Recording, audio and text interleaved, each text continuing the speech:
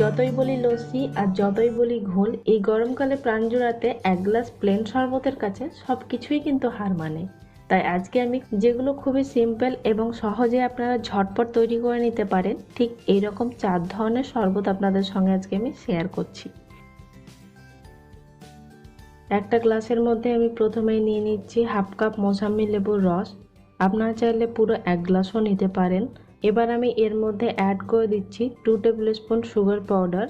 আপনারা চাইলে এখানে গোটা চিনিও ইউজ করতে পারেন, যাতে তাড়াতাড়ি গলে যায়, তাই আমি এখানে চিনিটা গুঁড়ো করে নিয়েছি। দিচ্ছি অল্প পরিমাণে একটু লবণ এবং মিষ্টিটা অবশ্যই আপনারা নিজেদের স্বাদ মতো অ্যাড করে নেবেন। নেড়ে একবার খুব ভালো করে চিনিটা মিশিয়ে নিচ্ছি।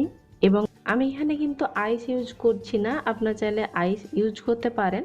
আমি এখানে ইউজ করছি চিল্ড জল এবং আবারও একবার নেড়ে মিশিয়ে নিলাম। ব্যাস তৈরি হয়ে গেল আমার মৌসুমী লেবুর শরবত। 1/4 কাপ র ম্যাঙ্গো জুস। আমি কিন্তু এখানে ম্যাঙ্গো পাল্প ইউজ করিনি, আমি পাল্পটাকে একটা কাপড়ের সাহায্যে নিংড়ে রসটাকে শুধু বের করে নিয়েছি, তবে আপনারা চাইলে পাল্পটাও ইউজ করতে পারেন। এর মধ্যেও আমি অ্যাড করে দিচ্ছি স্বাদ মতো চিনি, দিচ্ছি অল্প একটু লবণ বা 1/4 টিস্পুন মতো লবণ, সেই সঙ্গে দিচ্ছি 1/4 টিস্পুন মতো শুকনো খোলায় ভাজা জিরের গুঁড়ো। খুব ভালো করে একবার সবকিছু নেড়ে মিশিয়ে নিলাম এবং এর মধ্যে আমি অ্যাড করছি খুবই অল্প পরিমাণে একটু গ্রিন ফুড কালার। ফুড কালারটা অপশনাল। আমি জল অ্যাড করে নিচ্ছি এবং আমি এর মধ্যে অ্যাড করছি 1 টিস্পুন মতো লেবুর রস। এবার সবকিছু খুব ভালো করে একবার নেড়ে মিশিয়ে নিলাম। ব্যাস তৈরি হয়ে গেল কাঁচা আমের শরবত। এবার আমি তৈরি করব নিম্বু পুদিনা শরবত। তাই প্রথমে আমি এখানে 15 থেকে 20টা মতো পুদিনা পাতা নিয়েছি। পাতাগুলো খুবই ছোট আছে, বড় থাকলে 8-10টা নিলেই হয়ে যাবে। এবার এটা একটা কুটনির সাহায্যে আমি একটু থেঁতো করে নেব, একটু জল অ্যাড করে। জাস্ট পুদিনা পাতার আমি রসটা এখানে ইউজ করব। একটা স্ট্রেনারের সাহায্যে আমি রসটাকে বের করে নিচ্ছি, একটু স্পুন দিয়ে প্রেস করলে রসটা আলাদা হয়ে যাবে। এবার আমি এর মধ্যে অ্যাড করে দিচ্ছি 2 টিস্পুন লেবুর রস, নিজের স্বাদ মতো চিনি। চিনিটা আপনারা অবশ্যই নিজেদের স্বাদ মতো অ্যাড করবেন। সেই সঙ্গে অ্যাড করছি 1/4 টিস্পুন মতো লবণ এবং অ্যাড করছি 1 টিস্পুন জলজিরা। অবশ্যই জলজিরা অথবা চাট মশলা পাউডার অ্যাড করবেন।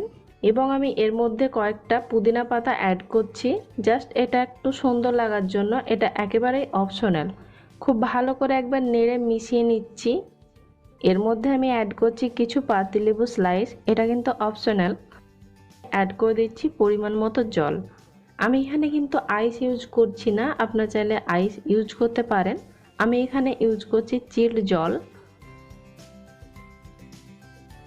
যেটা সব থেকে পপুলার শরবত। এবার আমি সেটা তৈরি করে দেখাবো। প্রথমে একটা গ্লাসের মধ্যে আমি নিয়ে নিচ্ছি 1 টেবিল স্পুন পাতিলেবুর রস, অ্যাড করছি নিজের স্বাদ মতো চিনি, 1/4 টিস্পুন দিচ্ছি লবণ। আমি এখানে কিন্তু আইস ইউজ করছি না, আপনারা চাইলে আইস ইউজ করতে পারেন। আমি এখানে ইউজ করছি চিল্ড জল অ্যান্ড এখানে অ্যাড করছি আমি কিছুটা পুদিনা পাতা আর দিচ্ছি পাতিলেবু স্লাইস। সব কিছু একবার খুব ভালো করে নেড়ে মিশিয়ে নিলাম। ব্যাস তৈরি হয়ে গেল আমার প্লেন লেবুর শরবত।